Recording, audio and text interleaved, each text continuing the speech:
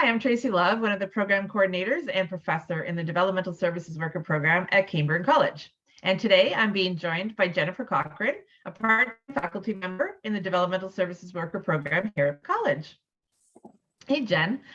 As a new faculty member with the Developmental Services Worker Program, I was wondering, are you familiar with our fast track from community to diploma option?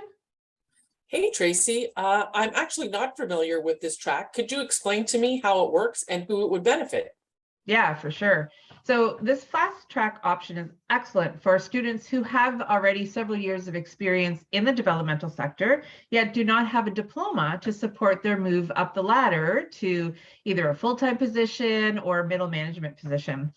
So students who are approved into this fast track program can apply to Pilar up to half of the course requirements. So you mentioned they need several years of experience. How many years do they need? Yeah, so I did say years, but we actually ask a student to provide proof of the number of hours of experience that they have. So they require 10,000 hours or more. So just as a comparator, this is equal to about 5 years of full-time experience. Oh, okay. So students who qualify can Pilar. I'm familiar with the prior learning assessment and recognition process, but can you explain this a little bit more? Yeah, absolutely.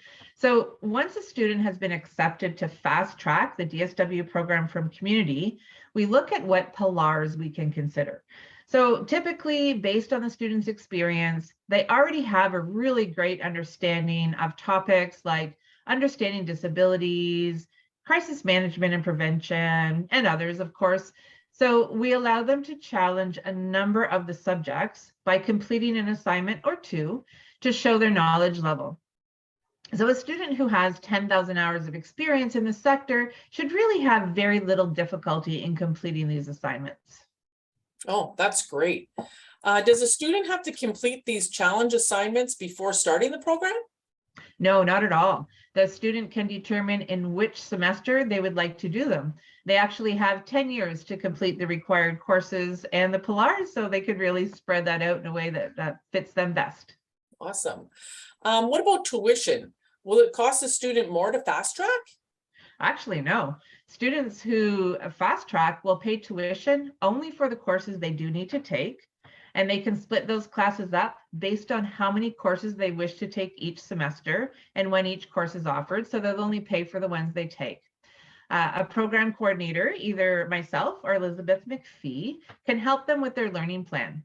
So students in this fast track option, we mentioned Pilars, they'll also need to pay for their Pilars, but the bonus is that while a typical Pilar will cost around $150 per course, students in this track are charged only $50 per Pilar course.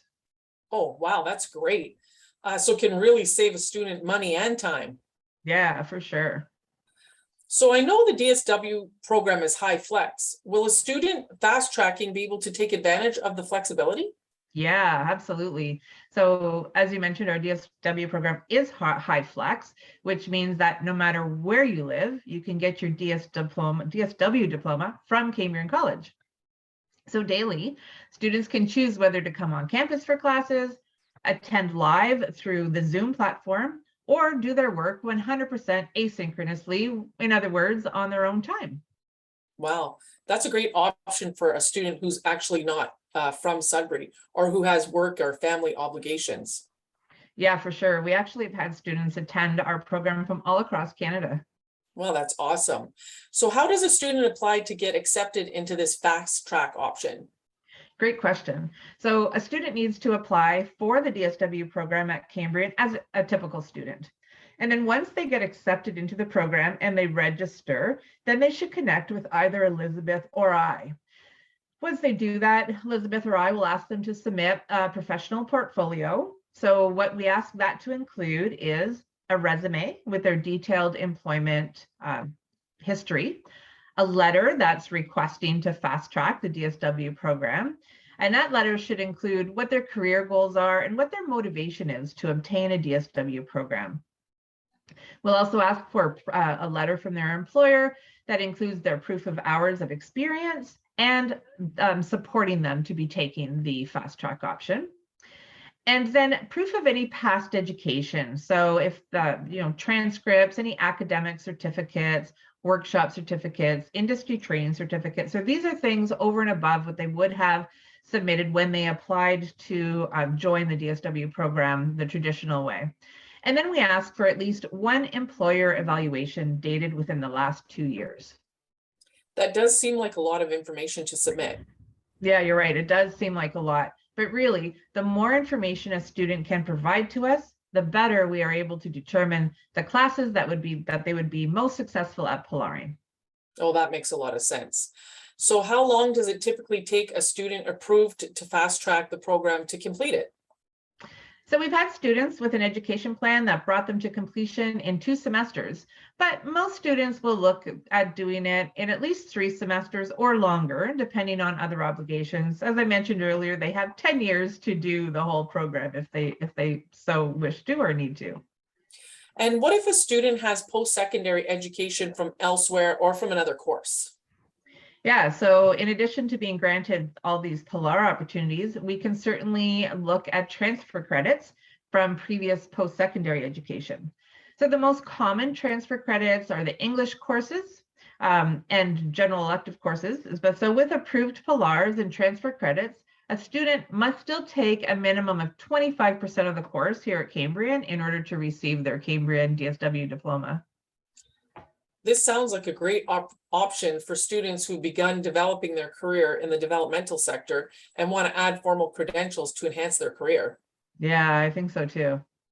So how do we get the word out about fast tracking from community to diploma options? Well, glad you asked, Jen. So we're going to post this video on YouTube and encourage all of our viewers to share with everyone who works in the developmental sector. This is also great, by the way, for anyone who's currently working in an unqualified educational assistant role. This is a great way to get qualified. Awesome. Thank you very much, Tracy. That is some great information. Thanks for chatting with me today.